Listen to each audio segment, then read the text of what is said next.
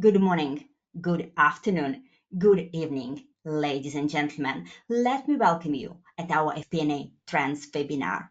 My name is Olga Rudakova. I'm FP&A professional and FP&A Trends Ambassador. I'm happy to introduce the topic of the evening. Tonight, we are going to speak about the power of FP&A storytelling. And we are going to uncover this topic through the Vitality Insurance case study. I am happy to see that this topic is relevant for you since we have over 300, even more than 320 registrations from 50 different countries. What we can expect tonight? First of all, we'll get some introduction into the topic. Then we'll go through Vitality Insurance case study. After that, we will speak about leveraging technology and data for FP&A storytelling. We'll have conclusions, recommendations, and certainly a Q&A session. It's time for me to introduce our speakers for the session.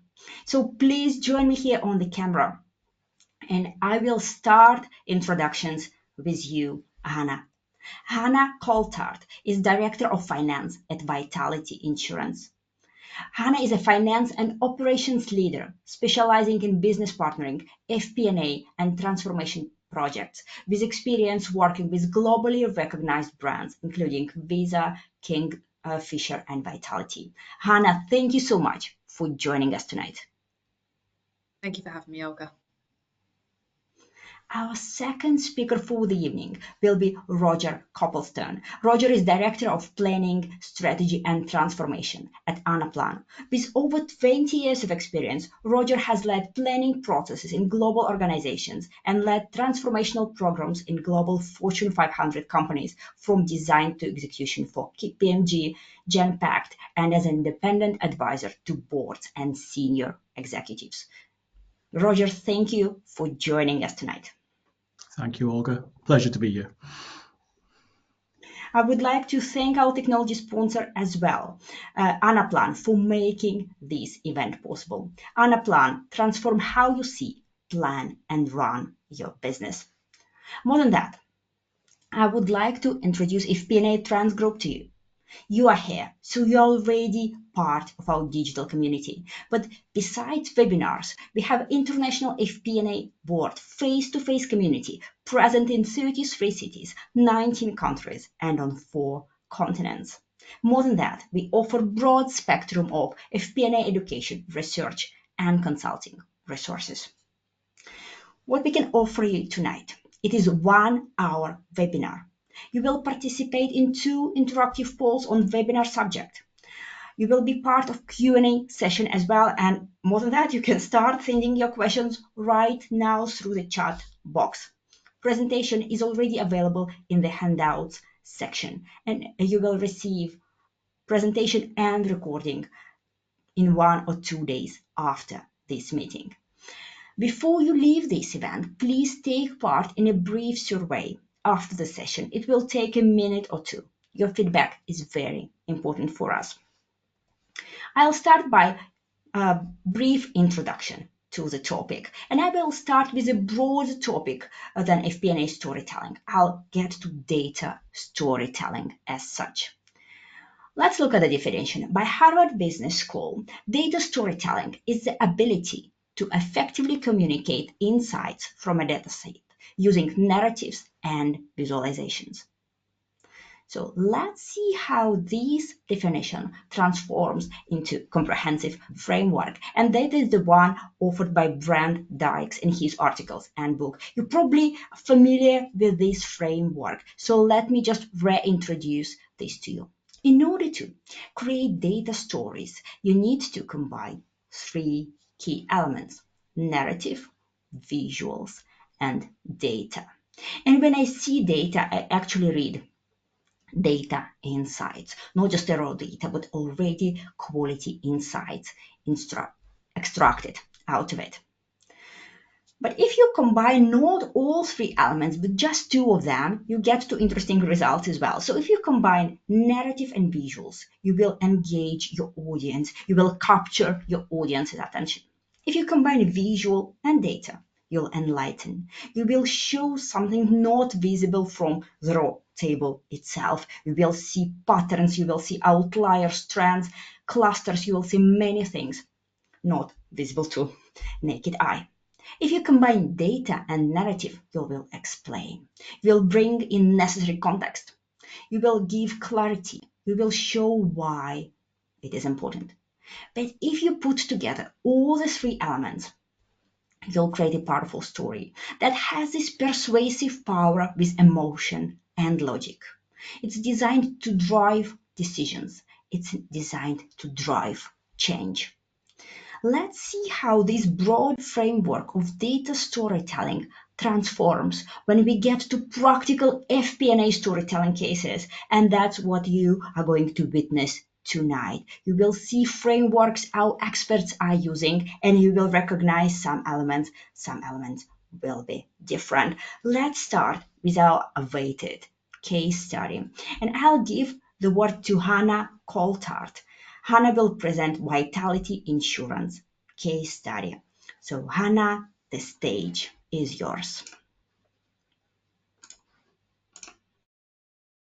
Thank you, Olga, and thank you everyone for joining me this evening to get a little bit of insight of what FP&A's storytelling journey has been like at Vitality. So, like all good stories, I need to start at the beginning, once upon a time, but I need to give you a little bit of background as to what Vitality as a business journey has been up to this point for you to then understand what the FP&A journey has been like thereafter.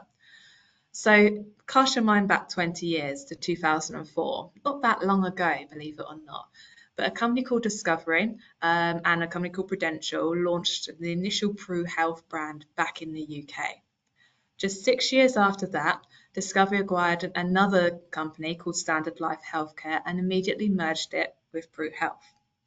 4 years after that, Discovery bought the remaining stake, or the 25% stake from Prudential in Pru Health, and immediately rebranded it to the Vitality, the company that we recognise today in the UK. And since then, 10 years thereafter, we've had fantastic growth to be one of the most recognised or one of the largest health and life insurance in the UK. And we implemented the shared value model, the idea that we incentivise our members to live healthier and happier lives, which will not only benefit our customers, but also Vitality and reduced insurance claims. We partnered with a number of healthier and happier ambassadors such as Jessica Ennis, Johnny Wilkinson, Ellie Simmons that you might be familiar with. And you've probably seen us dotted around a number of different sponsorships of different sporting events such as hockey, netball, football, cricket, to name a few. Now, the growth that we've seen in 20 years has been fantastic, and it's an investor's dream, to be as successful as we have. But what that means from an FP&A perspective is a slightly more challenging aspect. And with all the mergers, acquisitions, rebrands, etc., has proved a little bit challenging for our FP&A journey. Now, as Olga mentioned, I've only been at Vitality since 2018 myself, so I can't comment from pre or day dot exactly what the journey was before then. But I just want to give you a bit of a bullet point of 2016 to date so far, where we've come, or where we started and where we're going to on our FP&A journey. So in 2016, there was a real demand from the business to have a better understanding and better control of our expense base across the UK. And we implemented a first finance business partner model. And you'll see in bold, the keywords are first attempt. And the problem that we had was we simply moved our kind of existing management accountants who were kind of reporting at a granular, perhaps category level, so maybe at licenses or IT costs, etc., and just said, there you go, you now partner with that function. But basically we're doing the same thing. And it, no surprise, it didn't quite deliver on what the business were looking for in terms of that storytelling or value add finance role they were looking for. So in 2018, we had our second attempt, but this time we recruited experienced business partners externally to Vitality, and this time it was a much better success. They fully understood what a business partner was and what the benefits were of that particular role. In fact, it's become too successful. As I'll come on to a little bit later, the business partner's value is in that storytelling, so what, decision-making strategy, commercial aspect. But what they were finding was they were spending too much of their time doing a lot of data analyst requests or analysis and that kind of thing. And it was taking them away from doing that value-add work. So in 2020, we added an inclusion to the business partner model with an analyst support team, and they were their dedicated support to the business partners in handling those data requests that were coming in, doing that legwork of manipulating the data and getting in presentational views so the business partners could have the time to do the so what conversations with their stakeholders. But we knew at that point in time, and you saw from the previous slides the growth that Vitality has had, that Excel was starting to creak at the seams in terms of the complexities that we have in the business. We had 150 cost centres, nearly 50 projects, all of which had project managers, cost centre managers, function owners, with 5 different business units as well. And you can imagine doing budget or planning cycle. That was getting a little bit complicated with the volume of people involved, the scenario planning for that. So we knew at that point in time that we needed to look for an alternative. And spoiler alert, and obviously the sponsor of this webinar, we did partner with Anaplan in the end. We loved that their front end didn't look like a typical finance tool. It had the UX that would make even the non-finance professionals, I wouldn't say enjoy finances, but at least be accommodating of their finances. And we spent the last 2 years developing that tool for Vitality. We started with cost center reports, functional reports, and group reporting, and have since launched business unit allocations, staff and headcount reporting and forecasting, and are in development of building project reporting, which will set the groundwork to be able to report depreciation, amortization, and fixed assets in the future. You'll see, looking forward just to, believe it or not, 2 months' time in 2025, we're actually slightly switching angle and looking to do a data cleanup project, which I'll come on to a little bit later on in my presentation. So, like all good webinars, there's always 3 things to remember, and I'm not going to be any different, and don't think I'm going to be telling you anything groundbreaking in the 3 pieces or 3 chapters I think you need for FP&A storytelling success. But I really hope the kind of learnings or the things that we're currently doing or things that haven't gone quite well is where you can, if not learn yourselves, but also maybe just empathize with if you're going through similar challenges at your own companies. So the 3 pieces I've said for success are people, data, and technology. And you need all 3 in order to make a really good FP&A storytelling team. So I'm going to start with data, and the headline is rubbish in equals rubbish out, a simple formula, but data quality is ultimately fundamental. At Vitality, we had a number of challenges of our data. Some we have overcome, some we are in the midst of overcoming, or some we plan to overcome at a future date. Now, initially, we had the challenge of having 2 separate ledger sources. We had our UK ledger, and we had our South African ledger for some of our teams based in SA. And although in principle they said the same thing, we use columns in slightly different ways. We had different formats for cost centers or GLs, which makes it quite difficult to merge the 2 together to get that kind of group view. So we did a whole piece of work on mapping exercise in order to make that work. As you can see from the amount of acquisitions and mergers we've had over the years, what that led to is we had probably about 20 plus different types of staff packages people were on. And what I mean by that is some were perhaps on like a sales bonus, or some were on corporate and a sales bonus, some were on different pension schemes. And the challenge for that was how we could tell Anaplan to set the rules on how to forecast for these staff costs accurately at an individual level. So we had a whole project we did of HR to redefine exactly what those packages were and define the rules of how we calculate and forecast for each of those different packages our staff were on. We also had quite a tall reporting hierarchy. I have seen it tall in other companies, but it's still relatively tall as a general. So I give you an example. At insurance industries, we have retention teams that are there to keep our customers to stay with Vitality. So at base level, we have a retention cost center managed by a cost center manager. That then reports into another function or a functional head that looks after retention and our advisor services team, so some of our call center staff. That then reports into our higher level of growth and operations, that the reports into gross management expenses, and then finally the management expenses as per our management accounts.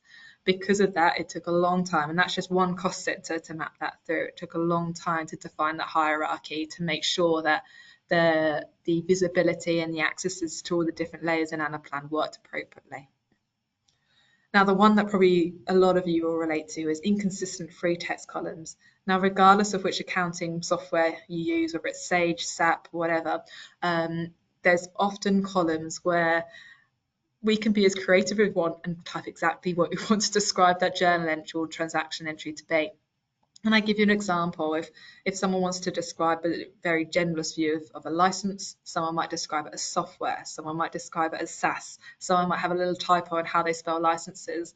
But then when it comes to then manipulating that data, reporting that data, so I'll say, well, how much do we spend on licenses?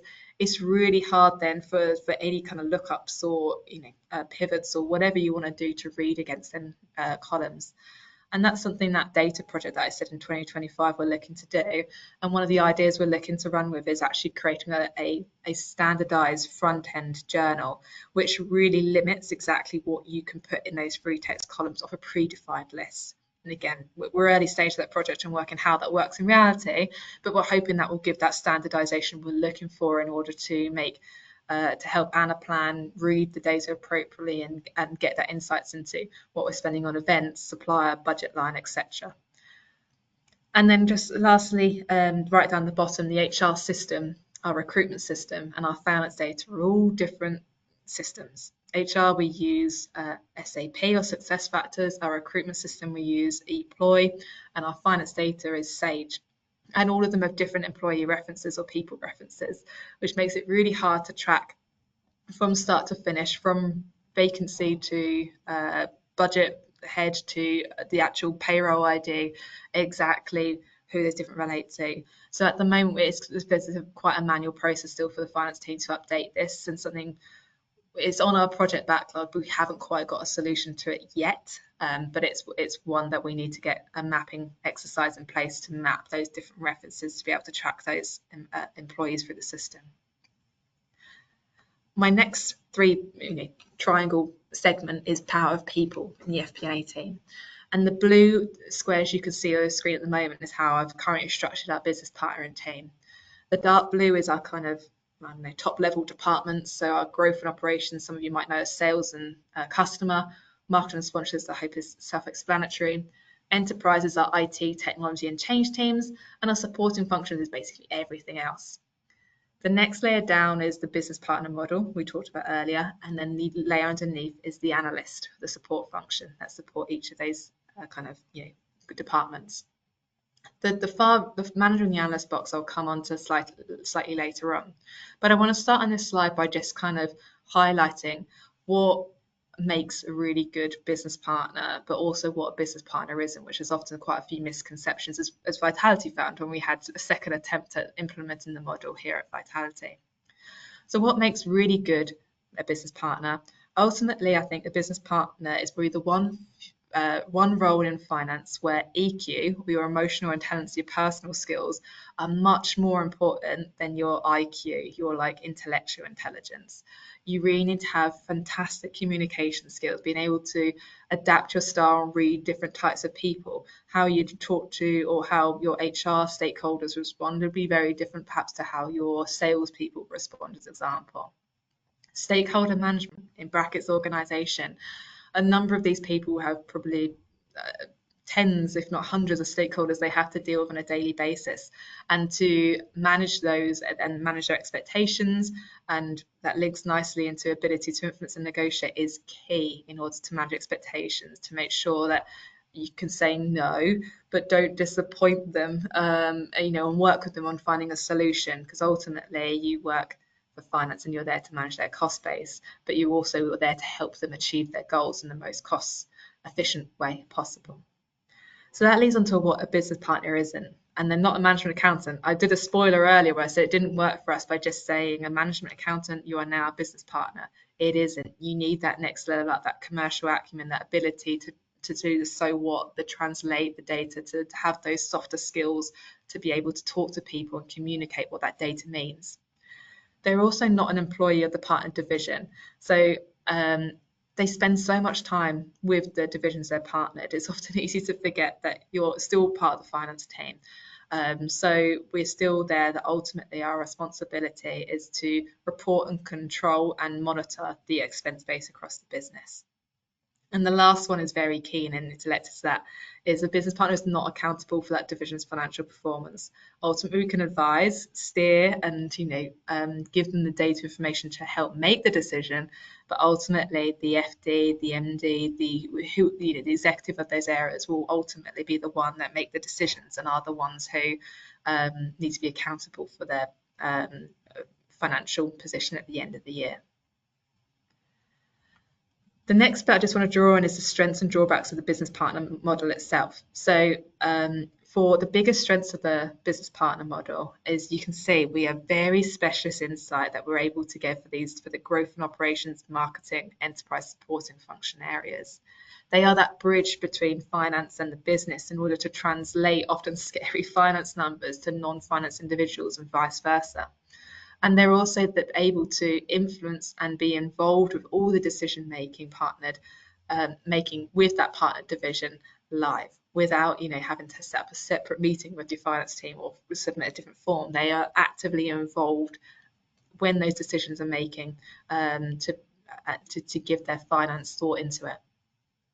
There are drawbacks to the model, and this is where the finance manager and analyst on your side of your screen, you can see what we've had to implement since. There is a lack of opportunities to cross-skill within the team. This is probably one of the few areas where we have very limited process notes in these teams, because a lot of the knowledge is just through experience or history of being with that team. So it makes it difficult when I have leavers in the space to be able to quickly cross-skill or pick up. It just takes time. Similarly, there's a lack of consistency between the business teams. How my growth and operations business partner manages and the reports it produces can be very different to how my enterprise business partner does. So it often makes a little bit tricky in consistency, particularly when you're trying to get that horizontal reporting view available. And that's what it said is the challenging with a matrix model is my final point. Excuse me. Where if you're trying to get that kind of cross-level view of how much we spend on licenses or consultancy, etc., it does make it tricky where you've got those vertical business partners looking at department down. So my manager and analyst is where my Anaplan model sits and tries to drive that consistency and that kind of horizontal looking view of the teams.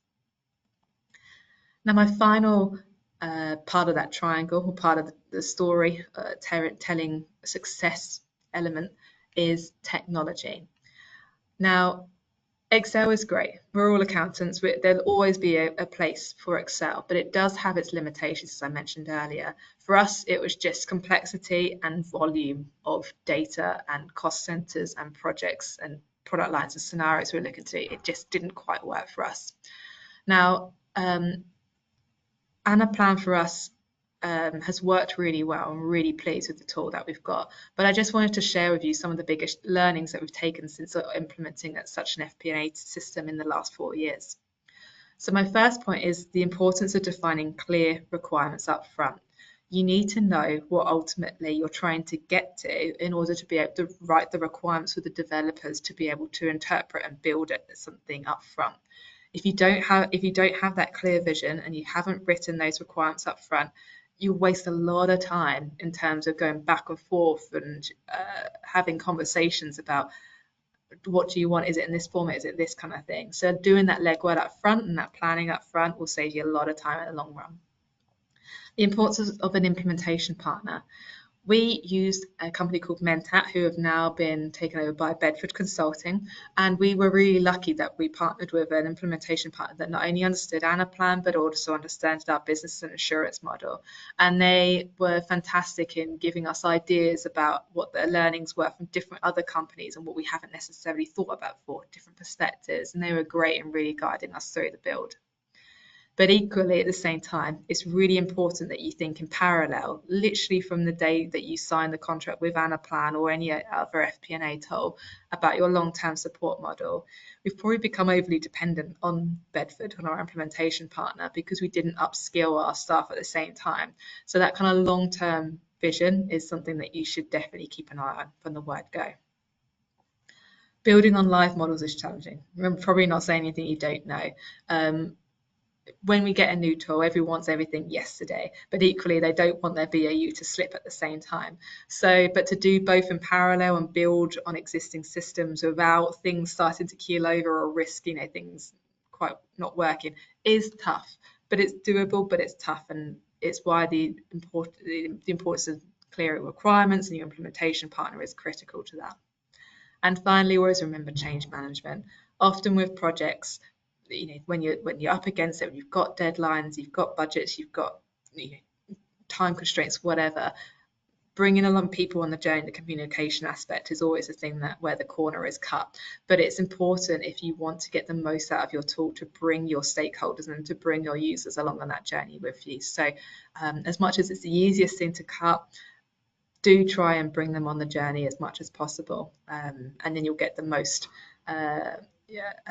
feedback and engagement with them once whatever you built has gone live. So was it a happy ever, or is it happy ever after, if we're keeping on the storytelling theme of Vitality? Watch this space. I'm sure there'll be a few sequels. As you can see, we've definitely got some great foundations on all three of these fundamental points that I've raised for FP&A story and success, but not without its challenges and not without future roadmap, which we're in progress of making. But I'm really excited to see how we develop our FP&A at Vitality, and also to see how Vitality's business grows in the next 10 to 20 years as well. Thank you. Thank you so much, Hannah, for sharing your practical experience, for sharing your story with us. If you have any questions to Hannah, it's right time to ask them through our chat. If not, I'm going to ask you a question. So now I'm going to ask a question to our audience. We are starting the first one, and let me launch it so that you can vote. So, which area needs the most improvement for FP&A storytelling in your organization? And we have 4 answer options: data availability and quality, collaborative cloud-based technology, data visualization tools and skills, narrative and public speaking skills. So these 4 areas, which one do you feel needs the most improvement for FP&A storytelling in your organization? Is it data availability and quality, collaborative cloud-based technology, data visualization tools and skills, narrative and public speaking skills? I'll give you a bit of time to vote, even though majority of you have voted already. So let's close this poll and see the results. Quite interesting result here. The winner of the vote is data availability and quality with 35%. Second place, narrative and public speaking skills, 30%. Data visualization tools and skills, 28%. And 7% goes to collaborative cloud-based technology. Quite interesting results. Hannah, what do you think? Are you surprised at all? If anything, I know data availability and quality just picture the post 35%, but it's actually quite a fair balance between data, technology, people, which thank you audience members for following my triangle that I said and reiterating my point that all 3 are very much important. You need all 3 to make FP&A storytelling work in any business. So not surprised necessarily, just flattered that you guys followed the triangle that I suggested in my previous presentation. Well, yeah, exactly. And actually, your triangle is very close to Brent Dyke's triangle as well, because Yes. people create narratives and tools create visuals. So exactly like that. Thank you all for taking part of the poll. Let me close this one and move on to our discussion. What I would like to discuss with you tonight is how to engage other stakeholders, how to bring them into the picture. So the first question goes like that. How do you ensure that FP&A storytelling resonates with different types of stakeholders across the organization? And I'll start with you, Roger, here. What do you think? How we can ensure that storytelling truly resonates? Yeah, it's a great question, Olga. I think, I mean, from my experience and what I see with different clients, and it links back into financial services, it's know your customer. I mean, at the end of the day, FP&A is a service-bound organization. So knowing their stakeholders, how they engage with narratives, whether it's through data visuals or whether it's through narrative is important, and that can help you get your story across. Well, thank you for this answer. Back to you, Hannah. How do you think we can engage stakeholders, make sure that storytelling resonates with them? Yeah, thanks, Olga. I'll expand a little bit on what Roger's point was and reflect back on a point I made earlier about the business partners or your FP&A team needing those EQ skills to be able to read your stakeholders and adapt their style depending on the personality type you're dealing with. And it's not just personality, it's also kind of finance acumen as well. I'm sure we all spring to my department that perhaps isn't the best financially in the world, and those that are a little bit more finance savvy, and being able to adapt not only your data, but your approach and your storytelling for each of types of ability and personality is really important to get the most impact and feedback from your stakeholders. Thank you. Amazing answers. Thanks to both of you. And let me move on to the second presentation of the evening. We are going to speak about technology and data and how it helps FP&A storytelling. Roger Copplestone will cover the topic. Roger, the stage is yours. Thank you, Olga. So I think straight away you'll see my story is not circles. I've gone for a little bit slightly different geometric shapes, I guess, is the way you could look at it. But you'll see some common themes there around people, technology, and data. But what I've broken down here are the components of what I see in working with the clients that I do on FP&A, and then how that works. So, and I've given some examples in there about what that actually means. So Hannah spoke at length about the people, technology, and data, and I'll just touch on those, but then show the intersection of how data works with technology, and then how much people rely on the technology itself as well.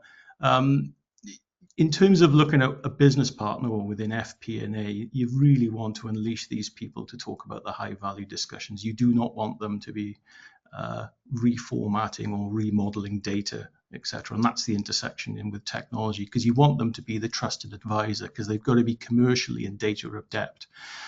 It's no good just coming from a financial controller position or a management accountant.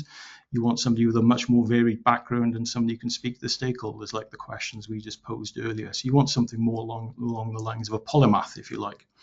Now, to be able to unleash them, you're going to have to give them the right technology. It's got to be fit for purpose. So when you're talking about forecasting and planning in the future, we've talked about spreadsheets.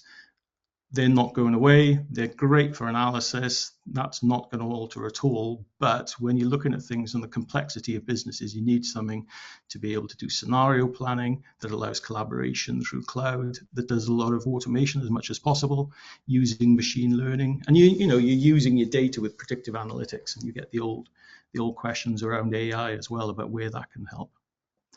Now, obviously, technology holds the data. If you want to tell a good story, it's got to be credible. So you've got to have confidence in the data that you've got. And a lot of that is going to come through accuracy, and then you reach the holy grail of single source of the truth. This is possible through integrated data sources, because you can check one off against another, and then you can make intuitive judgments, or you can use technology to help you make data corrections as well. The communications point is critical, because that comes between the people who actually communicate and the technology that they use to communicate their stories. This relates back to the point earlier about whether people enjoy narratives or whether they enjoy visualization. It's a bit like comparing different books, whether it's by James Joyce or Brothers Grimm. Are each of those books better than the other? No, they're just different. And you just need to think about your stakeholders when you talk to them and how you emotionally and psychologically engage with them, because that builds collaboration and builds transparency. And of course, once you've got all this in place, the real piece de resistance, if you like, is the storytelling at the top, because it's made up of all these components. You can act with confidence, and it's based on fact, not just intuition. And then when you talk to your stakeholders or the customers within the business, you're driving context-driven insights. And I'll talk on the next slide a little bit about what that means in terms of practicalities within a general insurance environment. And of course, with that becomes more compelling narratives and what if. You're not just telling the story, you're saying, well, what's next? What's the next page? What's going to happen in the next chapter of the discussion that you're having with your customer? So if you can move on to the next slide. Thank you. So what I've done here is given a practical example. And the BDIs amongst you will probably have noticed that this is very much more insurance focused. It is playing very much to what Hannah was discussing, although it's at a much higher level. But this can be done for any organization as well. If you want your people to be strategic storytellers, they've got to understand the business of the drivers. So in this instance, you look at underwriting risk, claims frequency, the claims expenses, and you're using their knowledge on data, not just commercial acumen, to do advanced forecasting techniques. To be able to do this, you need the right technology. So this is where we were talking about not just relying on Excel, you're using advanced connected forecasting, as I've called it here. And this is where you're using the power of AI, machine learning, because then you're looking at perhaps dynamic pricing and you're linking it back to your actuarial models on when you're positioning your premiums on your different policies, etc., and what that means in the long term based on your customers. Now, of course, when you get to data, it's got to be reliable insights, and you want to treat the data as an asset. And Hannah, and I'm delighted to hear it, that we're going through a data cleanup within Vitality, but most organizations are going through so at some phase in their history. But you've got to, if you manage to connect the common data sources, so I've mentioned things like claims, policies, cost, and if you're combining that with external sources as well, then you can start thinking about predictive forecasting. And then that, with the technology, and allows you to communicate and have better storytelling, you start thinking about customer behavior, customer lifetime value. And that's massively important to organizations for shareholder value and investor value as well. And then when you get to the engaging communications, I strongly believe that you need to be making assessments based on historical data, but forecasting is the decision-making platform really for businesses, because that's what's going to drive the value in the future.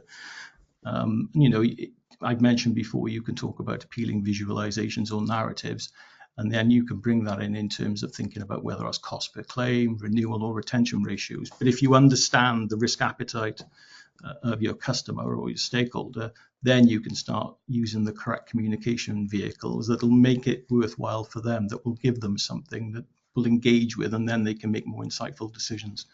And then we come back to the storytelling. So this is the next chapter, if you like. You're driving context-driven insights. So what you're really looking for is focused narratives.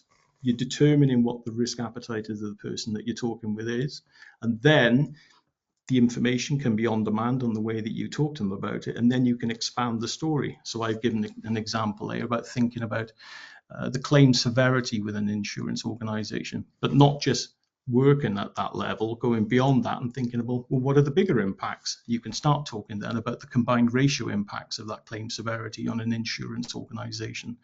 And this can be done, as you'll see on the next slide, that working with other customers in Anaplan, they've done similar type of aspects for this as well. So you'll notice we've got a telco and a global bank, so we're still playing into financial services.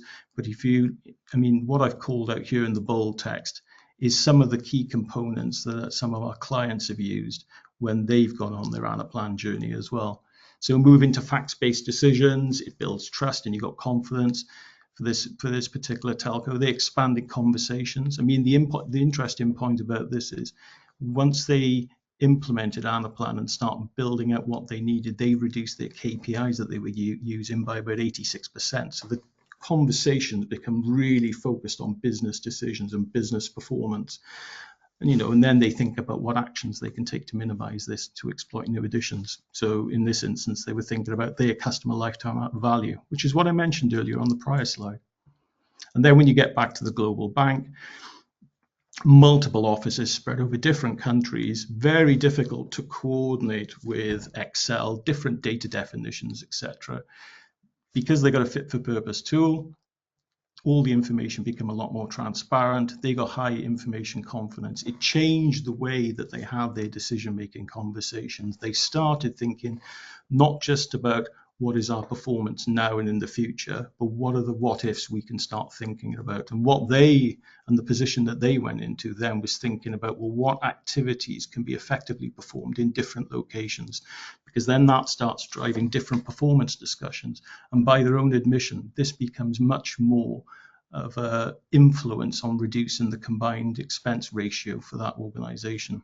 So I think in summary, I mean, we're not moving away from data, technology and people, but what I would add into this is around communication and storytelling, which obviously comes back to the poll question and the quite high ranking that strategic storytelling came up, or public speaking come up in that particular poll.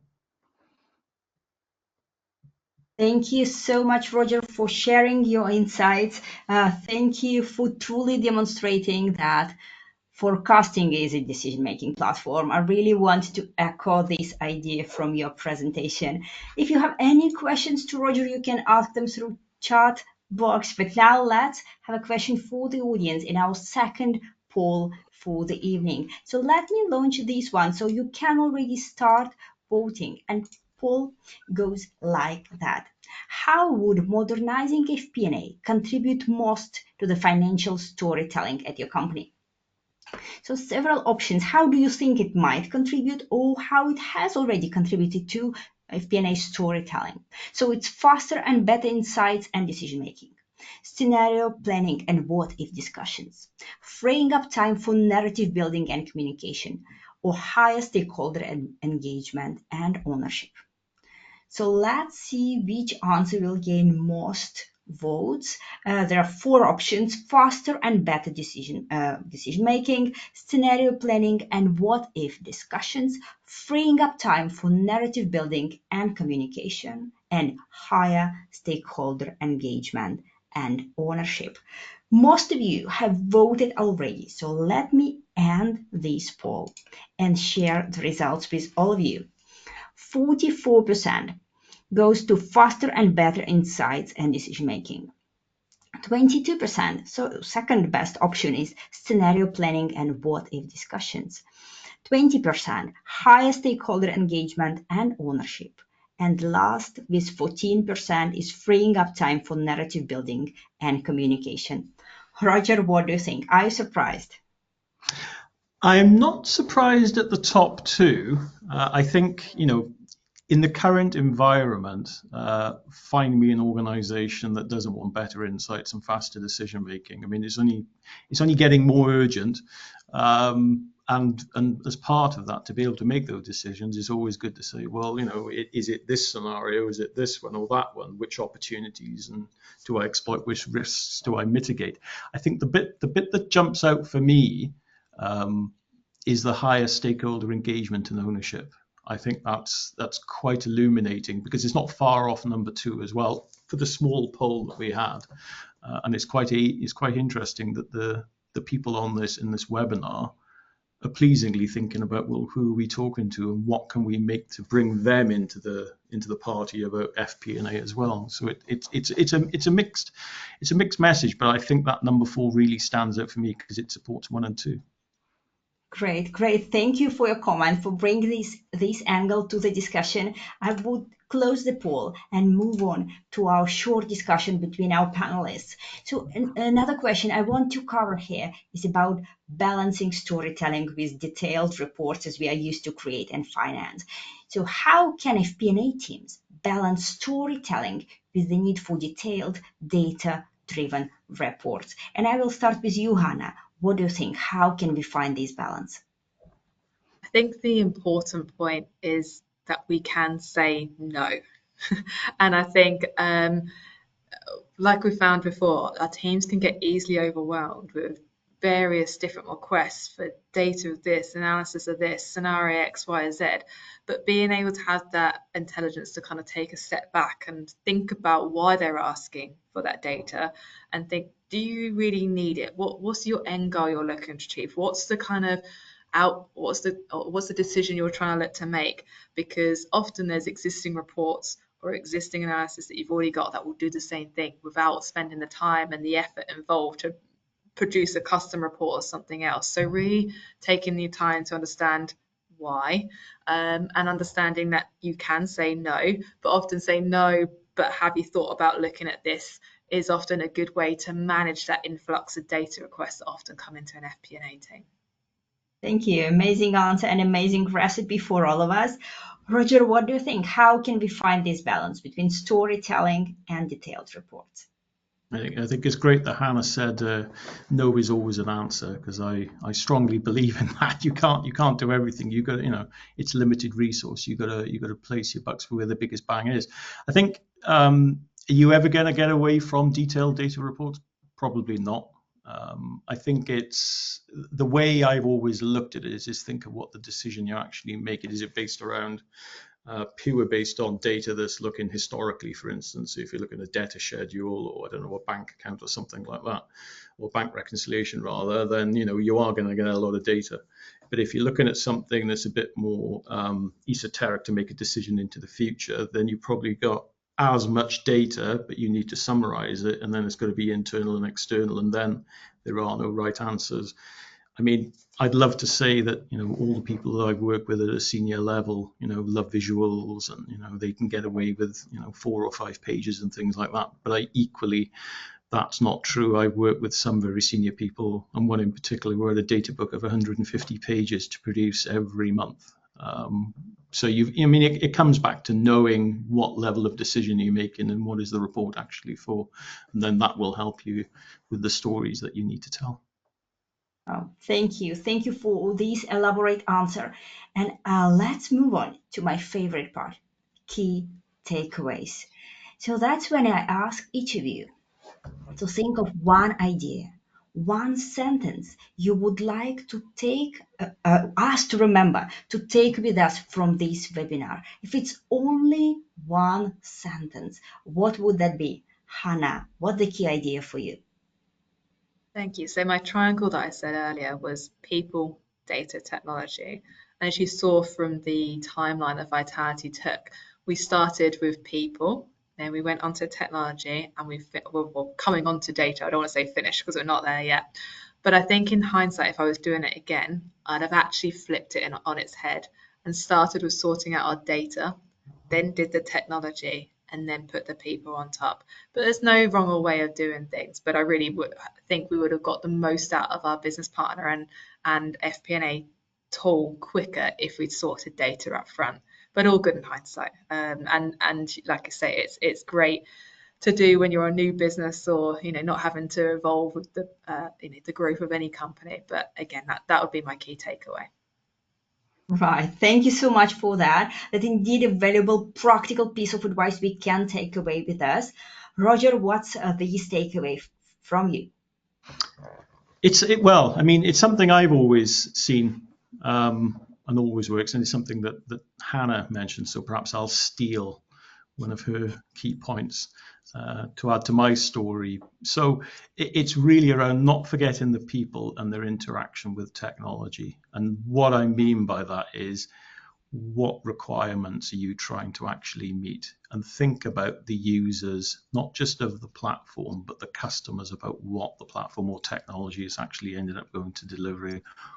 All too often we're thinking about the people who are busy keying away, building the models and doing the analysis or whatever.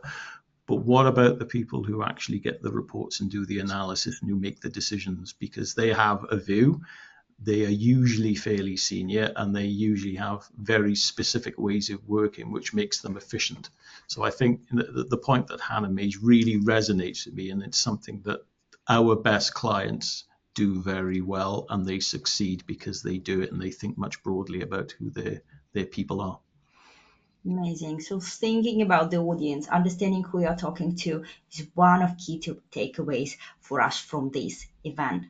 Let us move on to questions and answers. And we have received quite many questions today to the case study, to the technology side. So let's see how many we can cover. And I will start right with you, Hannah. The first question is related to FP&A storytelling. How do you handle situation when financial data does not tell a positive story? So what do you do with it? It's never anyone's favorite message to say, like we said earlier, no, or not quite the outcome you were looking for, or really sorry, we cannot afford for your team to double in size, or you could spend another £1 million next year. But it's being able to say no, but, and at the end of the day, you're there to help these departments and teams your functions partnering with deliver their objectives at all. And obviously our objectives are always going to be financial, to make sure the bottom line is positive, or whatever other KPI metrics. But equally, the IT department will have their objectives, their technology objectives, etc. And we need to work with them, not against them, to just be a closed book and say, no, you cannot do that. It could be, no, you can't do that. But have you thought about maybe reviewing these particular licenses? Because I can see that actually you've bought 100, but only using 50 of them. If you actually renegotiated that contract, you could halve that saving, and then you could then recruit your 50 heads or whatever else you're looking for. So often it's trying to find, it's kind of a bit like, describe it like managing your kids at time. You can't have a third biscuit or whatever, you can't have your dessert before dinner, but you often do have to do that negotiation or influencing thing to get them to make them think they've made the decision themselves or come up with a solution, but kind of manipulate them a little bit into getting them to do what you need to do. So it's never a good message to be able to tell people no, or deliver a message. It's not really the best way, but coming up with solutions or alternatives or potential next steps to consider often gets a better response from your stakeholders when you're delivering those kind of messages. Amazing. Thank you so much for practical answer again.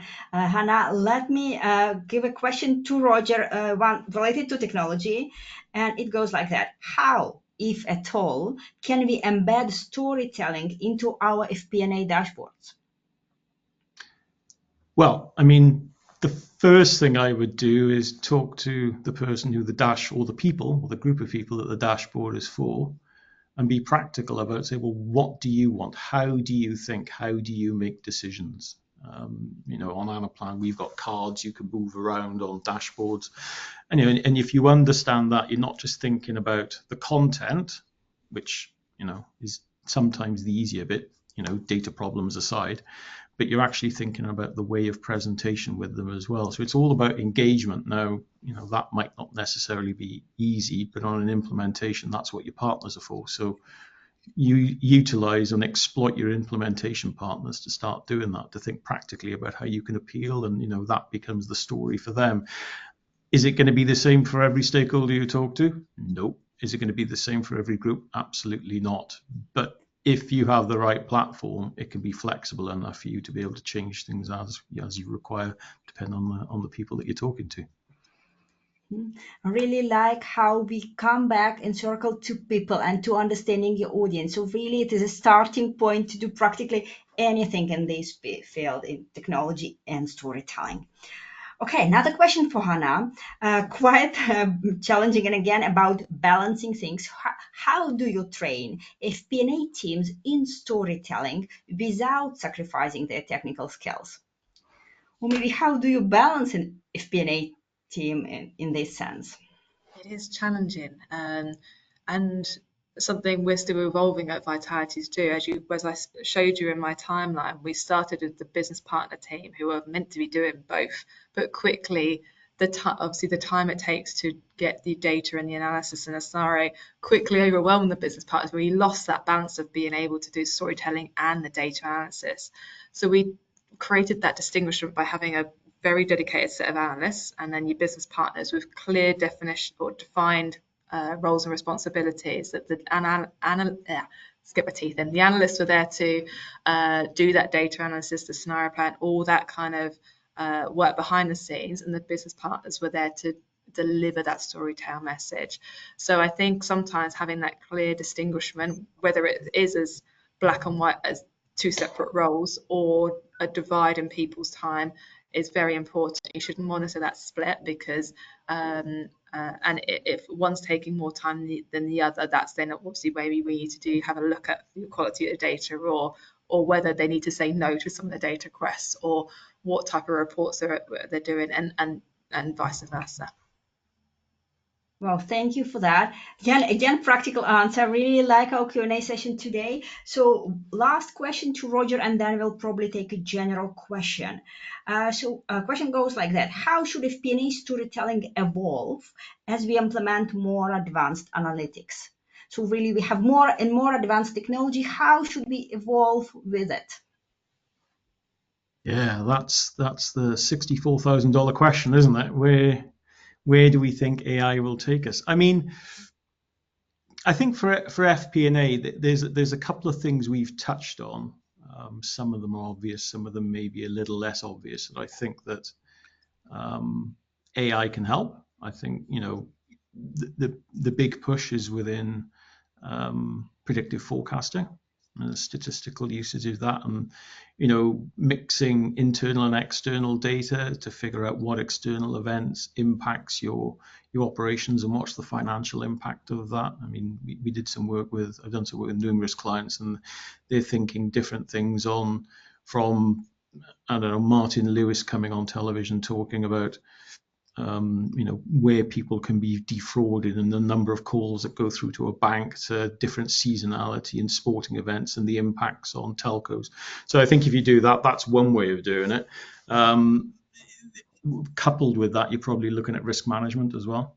I think there's big opportunities there, because if you can analyze the risks within your business and get AI to help you through insights based on the algorithms, that would be massively insightful.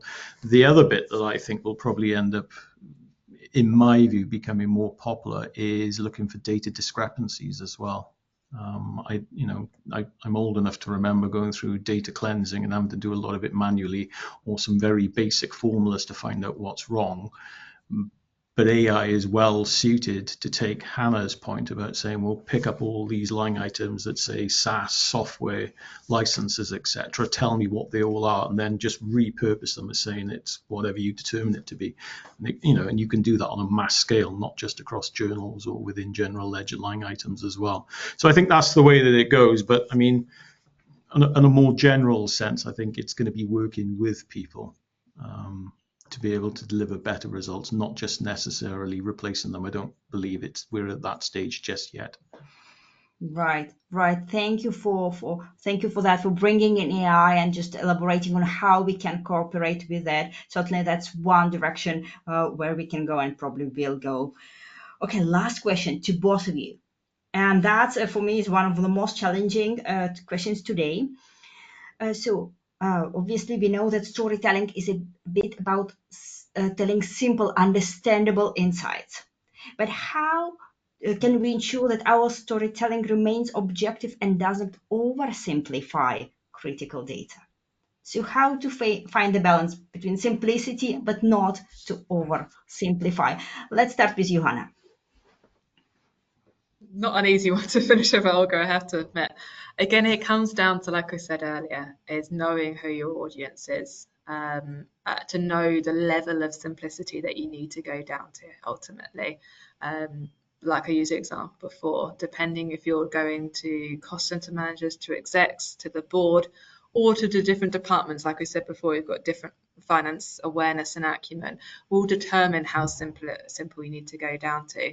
Equally though, the what you're talking about as well is or what message you're trying to deliver is key as to how simple you go. If it's just as simple as you've got £100 training budget and you've got £50 less, you can leave it as simple as that. It doesn't need fancy diagrams or anything. It can be very brief and to the point. But if it's more that you're analysing a £50 million business case or something along those lines, of course that it because it's a bigger decision and there's more risk involved, it warrants more detailed advice and storytelling to accommodate it. So again, it not only is it to your audience, it's what message you're trying to deliver, and perhaps the scale and the risk and the money involved with it will really determine what level of information and supporting data you provide to help make those decisions. Thank you so much for this answer. Roger, what do you think? How to find the balance between simplicity but not to overdo it? I'm a strong believer that you can't simplify everything down to 2 sentences, one slide, or 20 cells on an Excel spreadsheet. If it's complicated, it comes back to Hannah's point. It's all based on the context and the materiality about what you're dealing with. So you need to look at it in those terms, and make your judgment and back yourself about how much detail you need to go into. I mean, if you're in a business case, as Hannah said, you're normally going up and down the business case, inside and outside, and looking at quantitative and qualitative factors as well. So I think, it's just backing yourself about the size and materiality and the level of detail that you need to go in within it. Thank you so much for both your answers, for very practical pieces of advice. Let me finish here and just invite our audience to the 2 upcoming events in November. The one on November 6th about leveraging data visualization, empowering strategic FP&A decisions. And another one on November 19th, Inside the Crystal Ball, top 5 trends shaping FP&A in 2025 and beyond. Let me thank our sponsor, Anaplan, for making this event possible. Transform how you see, plan, and run your business. If you want to connect to us, to FP&A Trends global community, you can choose any of these 4 ways and stay connected with us on social media. Don't leave just yet. Please fill in a short survey here to leave us your feedback, which is crucially important for us. Thank you all for joining this event. Big thank you to our panelists for sharing your wisdom, for sharing your practical examples with us. Have a nice evening and see you at one of our upcoming events. Goodbye.